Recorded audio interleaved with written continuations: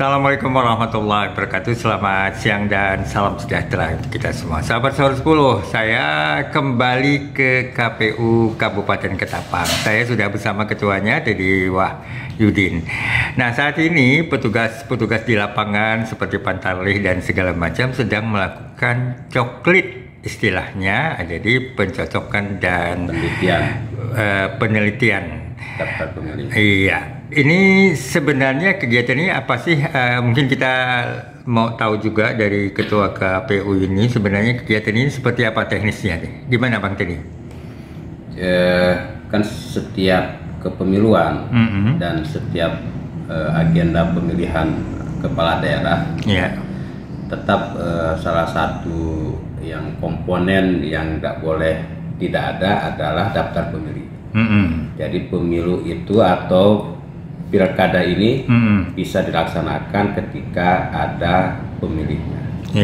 Nah, pemilih yang bagaimana? Ya, pemilihnya adalah pemilih yang sudah memenuhi syarat, yaitu di atas umur 17 tahun dan atau sudah menikah dengan dibuktikan dengan surat nikahnya atau akte nikah. Nah, dengan demikian dalam agenda besar ini KPU dalam jadwal dan tahapannya yang ada di PKPU nomor 3 tahun 2022, maka di tanggal 12 Februari kemarin KPU sudah melantik sejumlah 1.752 pantarlih mereka yang akan bekerja untuk memutakhirkan data pemilih di setiap TPS. Nah, 1.752 TPS inilah yang tersebar di 262 desa dan kelurahan di 20 kecamatan yang ada di Kabupaten Ketapang.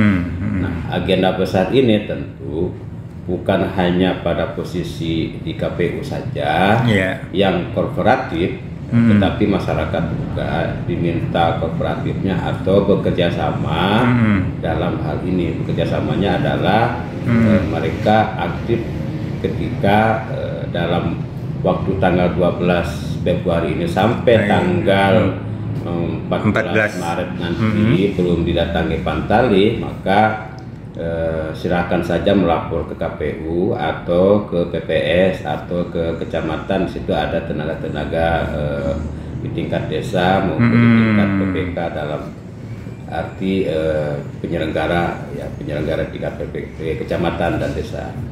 Nah, dengan hal ini teknisnya secara dalam aturan itu adalah teman-teman pantarlih nantinya akan mendatangi setiap rumah. Jadi setiap rumah tangga didatangi. Rumah tangga didatangi yang namanya, yang nama warga itu ada di A daftar pemilih. A daftar pemilih adalah DP 4 dan hasil sinkronisasi dengan DPP yang ada di KPU, maka turunannya adalah ke A daftar pemilih. Itulah alat atau dokumen yang dibawa oleh teman-teman pantarlih untuk dicocokkan dengan KTP, dengan KK yang ada di warga tersebut yang didatanginya. Misalkan nanti ketika si pantarlih ini datang ke rumah, kemudian menanyakan identitas dengan santunnya, dengan ramah tamahnya si pantarlih, silahkan untuk dilayani sebaik ini saja. Kemudian kakalnya dikeluarkan, KTP-nya dikeluarkan untuk dicocokkan dengan daftar pemilih.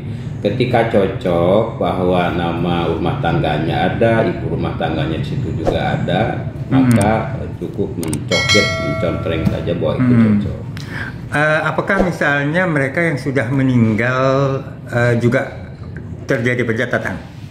Kalau atau yang mereka sudah berpindah domisili? Ya, salah satu tugas dari pantarlih bukan hanya mencocokkan orang yang sudah ada, tetapi orang yang sudah meninggal, kemudian dikasih kode 1, misalkan kemudian TNI Polri, itu kan tidak boleh untuk pemilih ya. Kemudian yang sudah pindah domisili di bawah umur 17 tahun, kemudian yang beda TPS juga harus dikasih kode.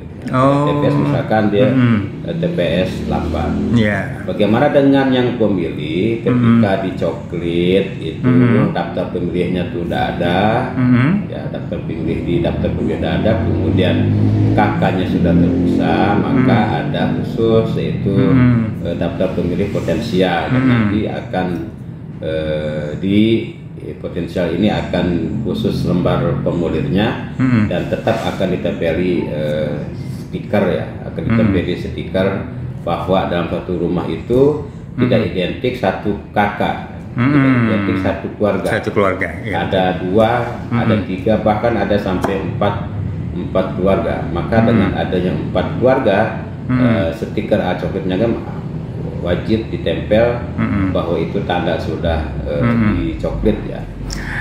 Bagaimana dengan mereka yang kehilangan hak pilih karena sebab-sebab tertentu? Itu dicatat juga kan? Misalnya mereka ternyata tersandung kasus hukum misalnya. Oh, semua itu ada. Jadi Pantali itu bekerja bukan hanya di masyarakat ya. Tetapi rumah tahanan juga nanti akan dicoklit. Ya, itu namanya nanti akan ada rumah atau adanya TPS khusus.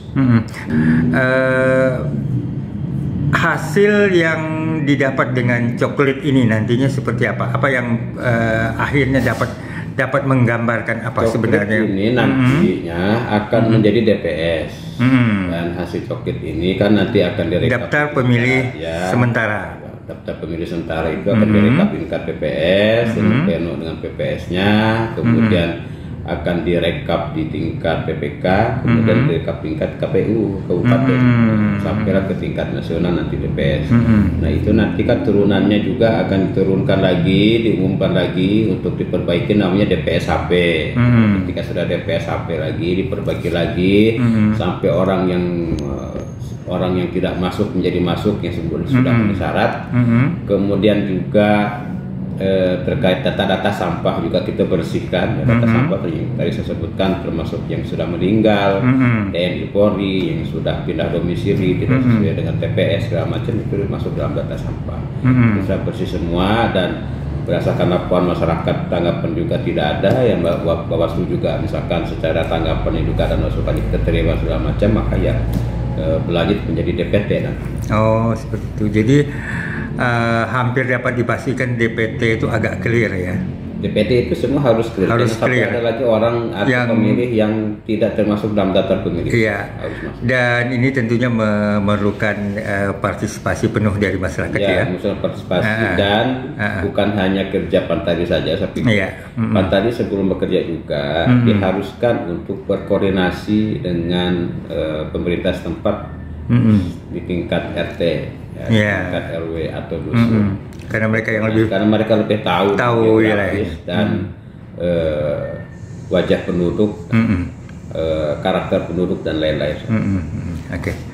Bang Teddy, terima kasih atas bincang-bincangnya. Semoga ini dapat memberikan gambaran betapa coklit yang saat ini berlangsung sangat penting untuk salah satu tahapan proses demokrasi kita. Yasmin Umar untuk Soros 10.